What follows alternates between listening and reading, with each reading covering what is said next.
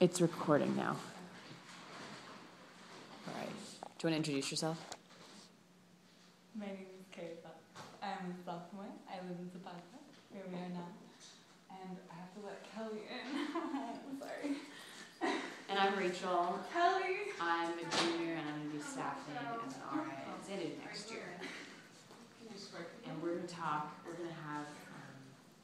just going to discuss now how we're doing, check in, kind of the practice of RA life. So, yeah, it's so much fun to just listen to what you have to say. And I feel like we come from slightly different places on campus. And I've never had anything to do with Greek life. And so I'd really like to hear just like the perspective on the year and how you're doing, maybe some of your struggles. Absolutely. So this year I came in with a lot of energy. I was fresh from abroad. I was really excited to get to know the new girls in the house, and to really invest myself into the organization that was Triumph. And it's been a good year. I've learned a lot. I've met a lot of people, and I've also learned a lot about myself. But I think maybe one of the more challenging things has been dealing with the backside of what trial is, what that means, and really what it looks like. There are issues that have arisen in the house that I did not know occurred on Stanford campus, quite frankly. And I don't know, I think it's given me a new perspective on different struggles that people face, and also it's like these issues have been very concentrated in short periods of time. And so, I don't know, it puts life into perspective for me. While it has been challenging, I'm not going to mince my words with that, but I think it's important to recognize as a staff member that people have issues, and all you can do is try to help them get through those issues, but your job is not to make their issues your own issues. I think it's really important to remember that. So I hear that you're really coming to see a new side of Stanford, and that you may be focusing on some things that you hadn't dealt with previously, but that you feel that you're really capable of dealing with those kind of things, and that maybe it's a positive growth experience. Yeah, no, absolutely. I think an analogy that I've used for some of the new members of the sorority is that sophomore year is a lot like freshman year, where you're in a new dorm, you don't know everyone, and everyone's excited to be there. Except with Greek, you're pre-selected, and that makes it almost even more exciting. And it's a great experience, but it's also a lot like freshman year. Kids continue to learn. And yeah, I think I have, if you're living if the issue comes knocking at your door at 2 a.m., you're not going to ignore it, no matter who you are. There's just no way. And so I think preparing yourself for those moments and being able to be a resource for people is important. That's so interesting. I definitely don't have any experience previously, but you're an RA this year. What kind of things do you think? I'm sorry. Oh, yeah. Yeah. What kind of things do you think really stand out to you in your experience? What do you mean? Looking back on the year, what do you feel like has really kind of affected you? So I think I don't remember if we were in the same small group for this story repeat. Yeah, so one of the things that I've, kind of growth moments for me has been in the fall. We had a very short period of time where we had a string of emergencies that just continued to occur. And I guess, first of all, I'm CM, so I wasn't trained to really I wasn't really in-depth trained to deal with a lot of the issues that were occurring, and then I didn't know these kind of issues happened at Stanford. I can't go into detail, but there were just things that were so concentrated that I was blown away. And so at that point, and my mindset was such that, as a staff member, you kind of have to be superhero, and that's not your role at all, The role's more, like I said before, you're a resource. And because I was in that initial mindset, I internalized a lot of these issues. And when I didn't feel like I was getting the support that I needed, I didn't act as positively or as appropriately as I should have. And so, flash forward 6 months, and I do feel like life, you always continue to learn. But I don't know, I really do feel like I've learned more how to deal with issues and how to not take them personally. And no matter how you cut it, like in a residence of 55 people, not everyone's going to be your best friend.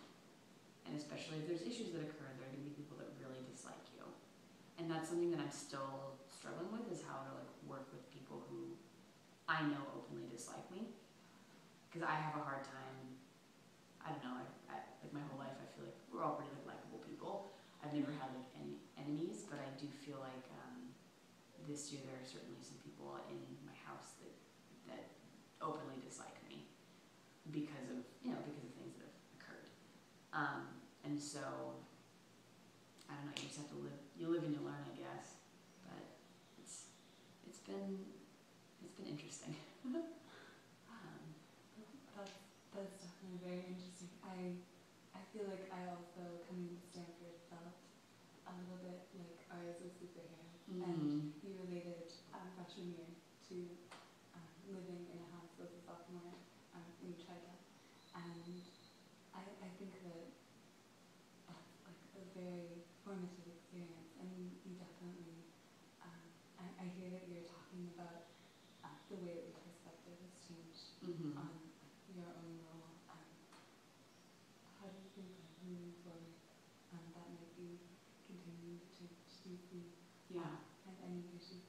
I'd be really interested to hear more about how you deal with someone who may openly dislike you for something you feel you needed to do.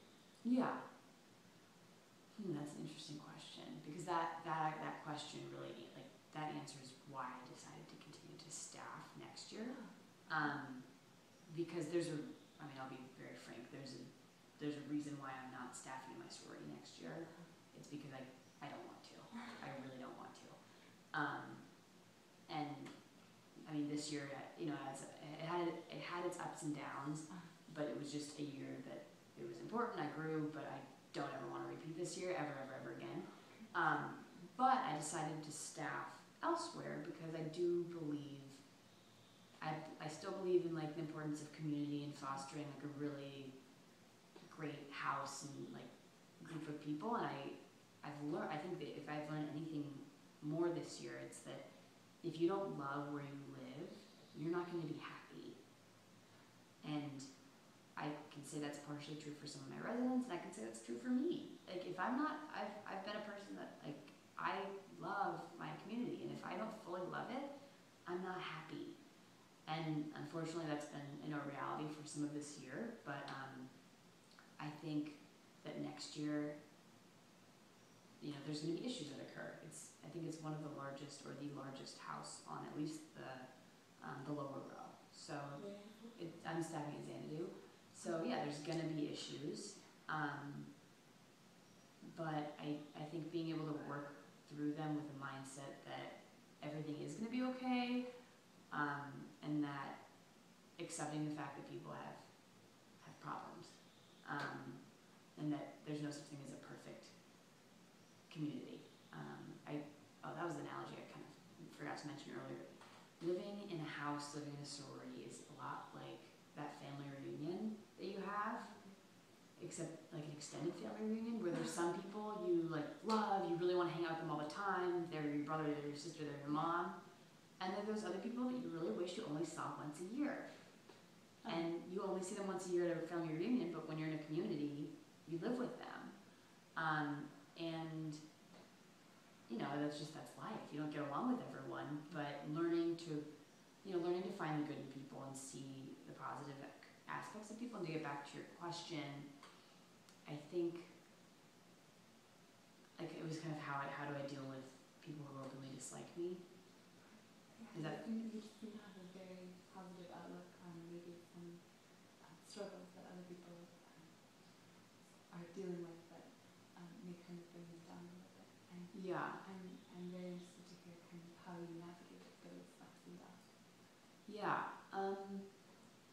I mean, I think being there for people. Yeah. I mean, even like literally last night, I was in my room studying, and I heard like sobbing from the courtyard, and it was, I think it was 1:30 a.m. And so, you know, I'm not gonna let like some crying girls cry by herself. So I found her, and she cried in my room for a while. And you know, we talked about it more this morning, and really making sure that people feel like they have someone, because you know, when you come back at 1:30, maybe not the entire, on a Wednesday night, maybe not the entire house is gonna be awake to comfort you. So that's kind of thing that I feel like staff is more or less there for, but maybe that's different because it's in a sorority. But you know, let's say a conflict arises, and not necessarily you have to take sides, but action has to be taken. There's going to be a party that's unhappy, and that's happened this year at my house, and I just happened to kind of take a stronger stance on one of the sides. I'm a pretty vocal, I consider myself an extroverted person, and so people typically, I'm pretty easy to read. And because of that, I was kind of looked at as like the enemy I feel like on house staff, and I don't know how appropriate it is to say, but that's kind of how I perceive it. And so I'm still learning how to work with people who dislike me. I mean, I'm not even going to like pretend I've learned, because it's not comfortable. Like when you walk by someone, you know they really don't like you. It makes me not like them. But I have to remind myself that, like, yes, I am on staff. I do need to act appropriately.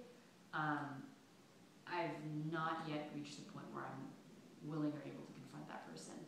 And I hope that by the end of the year I do reach that point, because I think that confronting someone, whether or not I'm not asking someone to be my best friend, but I think just being able to be peaceful around someone is important, especially when you're living in a house, a community together.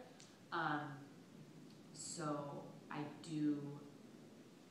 hope that by the end of the year I'm able to kind of have a constructive, not confrontational, kind of like a carefrontation with this person. That's a great word for it. I don't know if Donovan teaches a lot of these. I think I'll probably go to RA class at some point. That's so interesting. So I feel like you've been talking a lot about dealing with kind of negative feelings, maybe from one person, like in your relationship, and how it's difficult for you maybe to approach that person and work through those feelings.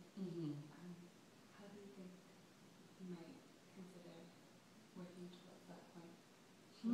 You said that you might be a little uncomfortable with confrontation. Yeah, no, that's really it's a difficult question. It is, because I mean it's so basic, and honestly, like, the way that it's played out is quite catty. It's in a sorority house.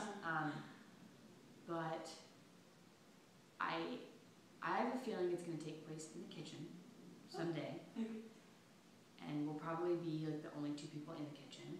That's kind of how the house works. Like a lot of good talks happen in the kitchen, and I'll probably sit down and check, like, you know, we always like, how are you? Like each of us respectively go, oh, we're fine, and then move forward. But I think this time I'll sit down and just say, hey, I'd really maybe like to apologize. Maybe like start out with the thing is, I don't know if I'm in the place to apologize. Well, I think I'll start out with an apology, and to make myself vulnerable, and then give her the chance to say something. Whether she apologizes, whether she says anything or is receptive or not. But I think putting myself out there is important, because there was another group of girls in the house earlier this year that also really, really openly disliked me. And I actually, when I found out that I was on staff at Xanadu, they were the only ones in the kitchen. I went up to them and I told them, and then I pulled one of them aside later in the day, and I said, look, I know that I have not been the most supportive to you, and I know that you feel like I've lashed out at you before for some things that have happened in the house. And I apologize, because because how I reacted was inappropriate. And so what I said was, please check me next time. Tell me when I'm doing something wrong, and then I'll try to remedy my behavior. I'll change my behavior, because it's when I act harsh that I will continue to act that way to a person, unfortunately. And so she was very receptive, and actually now we're really close friends. Wow. So it is possible. I believe that with this last girl it's possible. It's just a little bit more difficult. So thank you for listening. Of course.